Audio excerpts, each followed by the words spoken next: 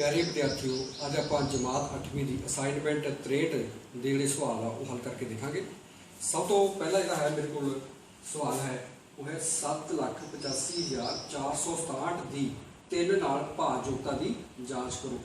इस असाइनमेंट 63 के है आप टॉपिक की है अपना भाजयोगता की पड़ताल करना, भाव रिविजन ऑफ डिविजिबिलिटी। आप देखना है कि ये जी संख्या है 3 के नाल तकसीम होती है कि भाजयोग है कि नहीं। इसनों एक्चुअल जोड़ा है डिवाइड नहीं करना है, इस सीधी तकसीम नहीं करनी है। इसका की मैथड है वो आप समझते हैं। सब तो पहला आप लिखते हैं संख्या जी है 7,85,467। इस आप अंकों का जोड़ा है जोड़ करा।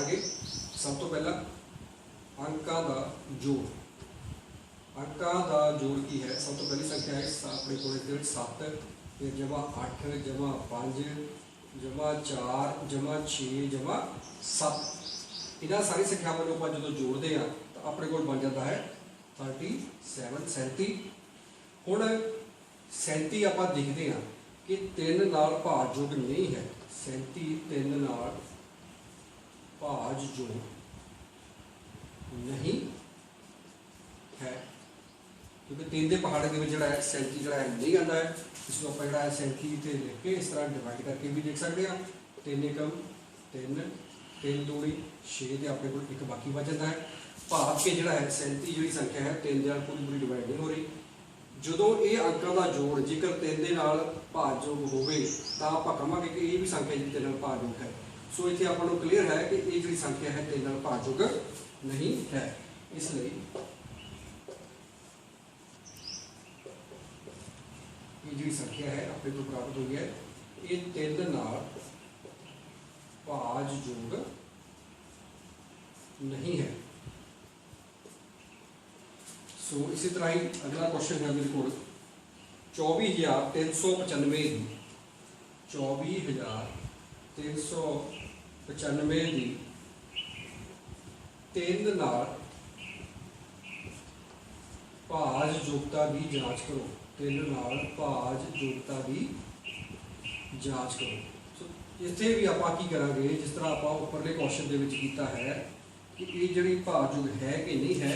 सब तो पहले आप संख्या को लिखांगे 24,395 तो इसके अंकों को जोड़ा है वो आप जोड़ करांगे। इतने लिखांगे आप अंकों का जोड़।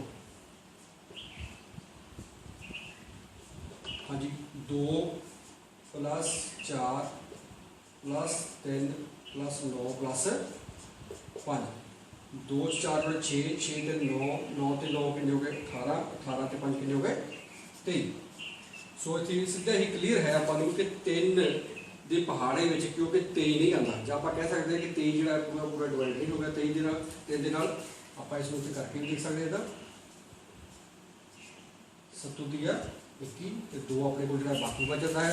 भाव जी संख्या आपको अंकों का जोड़ करके प्राप्त हुई 23 ये जी है 3 के नाल भाजयोग नहीं है। जो पहला आप लिखांगे 23 3 नाल भाजयोग नहीं है। इसलिए जी आप संख्या आप लिखी हुई है 24,395 ये भी 3 नाल जी है भाजयोग नहीं होगी। 3 नाल भाजयोग नहीं।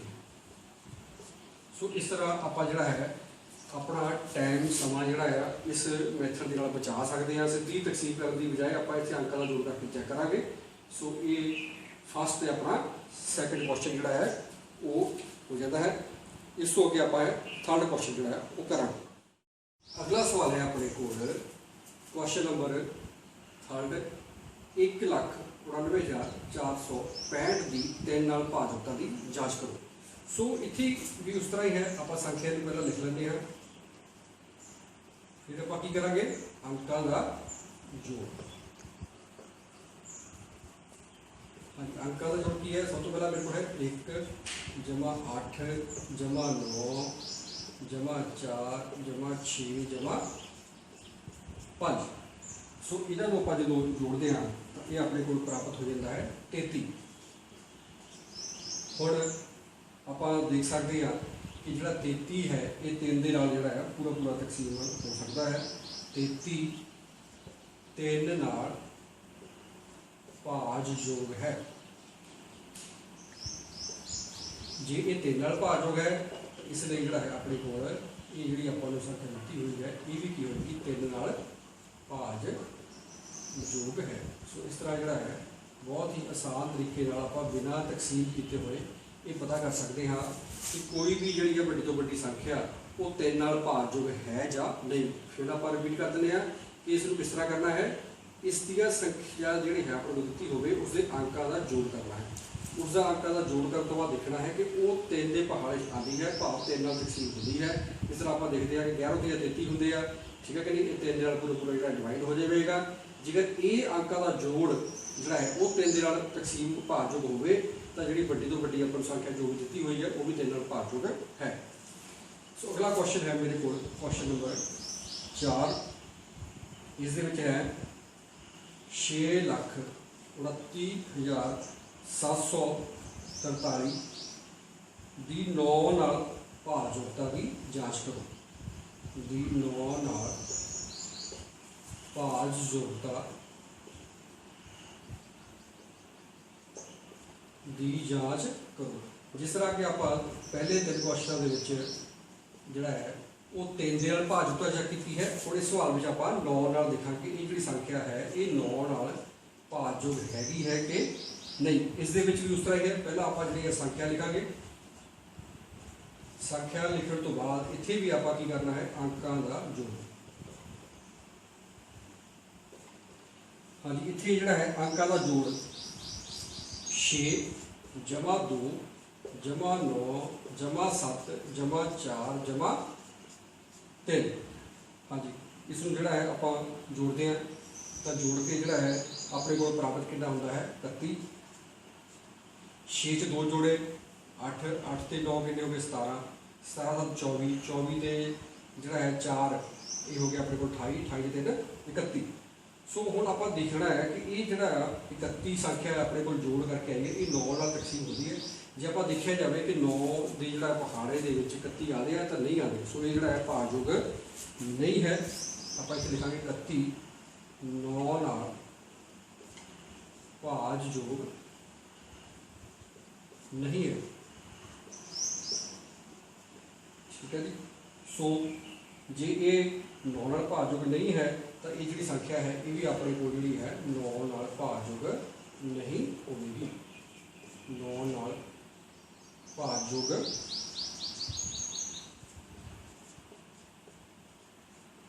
नहीं है।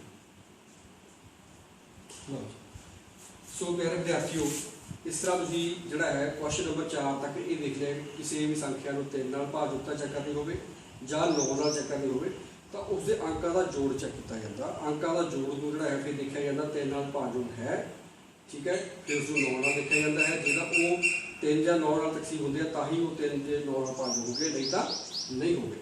इस तो अगला क्वेश्चन जो है क्वेश्चन नंबर 5 आप करांगे। अगला क्वेश्चन है अपने को क्वेश्चन नंबर 5 9,869 की 9 नाल भाजयोगता की जांच करो।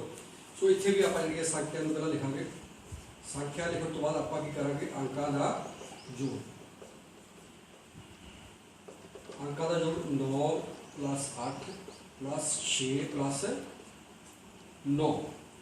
सो इहदा जोड़ जो है वो अपने को कितना आता है 32। सो आप इत्थे देख सकते हैं कि 32 जो है 9 के बन के नहीं आता, भाव जो है 32 9 नाल भाजयोग नहीं है।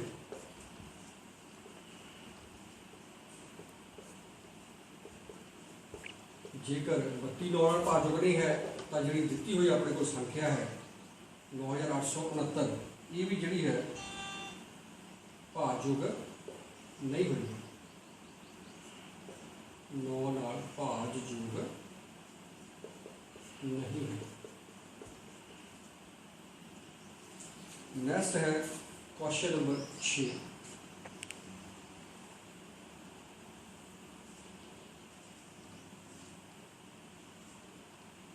74,61,549 की 9 नाल भाजयोगता की जांच करो।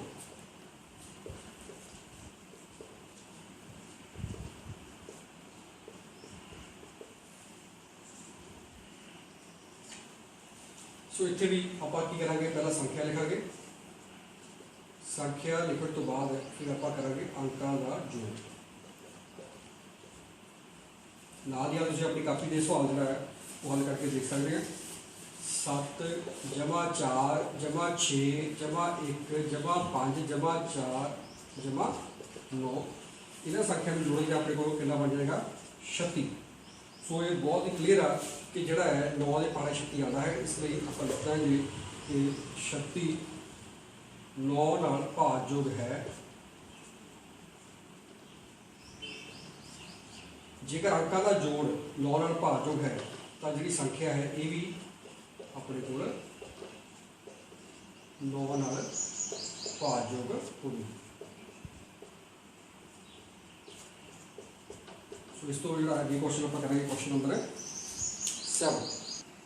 अगला क्वेश्चन है अपने को क्वेश्चन नंबर 7। इस जो रकम है 52 Z, 9 का गुणज है, Z की कीमत पता करो। 9 का गुणज का मतलब की है कि ये जो संख्या है कोई संख्या है 9 के पहाड़ चलती है तो आप इतने लिखना है कि Z की जगह की संख्या आएगी। सो जिस तरह कि आप जानते हैं कि मान लो जेकर ये संख्या जी है Z का 9 का गुणज है तो आप ये करीदा होंगे अंकों का जोड़। सब तो पहले आप लिखांगे इसके अंकों का जोड़ की आएगा 5 जमा 2 जमा Z। सो ये जोड़ा है तो जोड़ा है आप लिख लीजिए, जेकर इन्हों मान लीजिए 9 के बराबर 5 जमा 2 कितने हो गए 7, 7 जमा Z बराबर 9, इतों Z की कीमत कितनी आ जाएगी 9 - 7, Z बराबर कितना आ गया 2। इसलिए आप लिखांगे संख्या अपने को कितनी होगी 5 2 2 9 नाल भाज जोड़ है। इसको चेक करके भी आप देख सकते हैं 5 जमा 2 जमा 2 ये कितना होगा 5 तो 7 2 9 जो कि 9 के नाल भाज जोड़ है। इस तो अगला क्वेश्चन है अपने को क्वेश्चन नंबर 8। ये है 54 X ते 1 3 का गुणज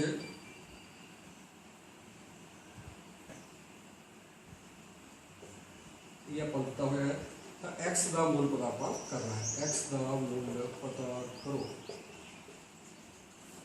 हाँ जी, इस भी की है संख्या लिख लेंगे आप 54 X 1 तो आप करा इसके अंकों का जोड़।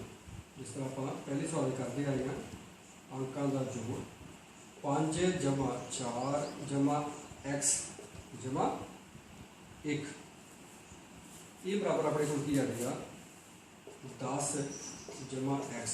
5 में 4 जोड़े 9 9 से जोड़िया 10 जमा X हो गया जी। ठीक है जी। हुण आप इतने देखिए 10 जमा X को ध्यान देना ये 3 का गुणज जो है कदों बनेगा जेकर X की कीमत कितनी हो जाए जे 1 हो जाएगा 11 हो जाएगा 11 3 बने नहीं आएगा। X की अगली कीमत की हो 2 10 जमा 2 कितने हो गए 12, इसलिए पहली X की कीमत कितनी आप लवेंगे 2।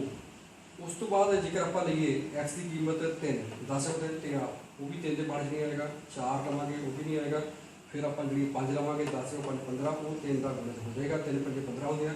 इस करके X की कितनी कीमत आ गई अपने को 2 तो संख्या जी है वो अपने को जी है वो बन जाएगी। जेकर आप X की वैल्यू जी है पहला 2 लवेंगे ये बन जाएगी 5 4 2 1 ये आंसर हो सकता है। दूसरा आंसर की सकता है 5 4 5 1। सो इस प्रकार आप विद्यार्थी देखा कि यो जी संख्या जी संख्या जिस नंबर मिसिंग से जिदा इतने जो एक नंबर Z लिखा से उसमें आप वैल्यू जी आंसर कटिया कि है 2। उसी प्रकार अगले सवाल 8 में की इतने अपने को 5 4 X 1 आ जी संख्या अपने को मिसी सी। ठीक है कि केवल ही संख्या जी 3 का गुणज है उस आप देखा कि एक संख्या आ हो सकती है या अपने को ये वाली संख्या हो सकती है। अगला क्वेश्चन है अपने को क्वेश्चन नंबर 9। इस संख्या है 7 3 M 9 का गुणज है। इतने क्वेश्चन के जो है वो अपने को मिसप्रिंट होया है। इतने जो सही कर लेना इतने आप लिखांगे M का मुल पता करो। असाइनमेंट के जो है जेड लिखा हुआ प्रिंट होया है इसी जो है M सपोज कर लेना है क्योंकि इतने अपने को संख्या जी M ही मिसिंग है। सो की करना है विद्यार्थियों इतने उसी तरह ही संख्या लिखांगे 7 3 M फिर आप इतने लिखांगे अंकों का जोड़। अंकों का जोड़ 7 जमा 3 जमा m 7 में 3 जोड़े कितने हो गए 10 ते जमा m। सो इतों आप देखिए कि ये 9 का जो गुणज कदों होगा जेकर आप m की संख्या 1 ले लेंगे 10 और 11 जो कि 9 के पाँच नहीं आएगा 2 लवेंगे फिर 12 बन जाएगा 3 13 4 14 ठीक है। इस तरह आप वैल्यू पुट करके देखी जाने फिर आप जो है m की वैल्यू 5 15 फिर 6 16 फिर 7 17 फिर अपने को आएगा या m की वैल्यू में इतने सपोज कर लो 8 ले लेना तो बिल्कुल जो 10 जमा m बराबर कितने हो जाएगा ये बन जाएगा 10 जमा 8 18 जो कि आप देखते हैं कि 9 का गुणज है।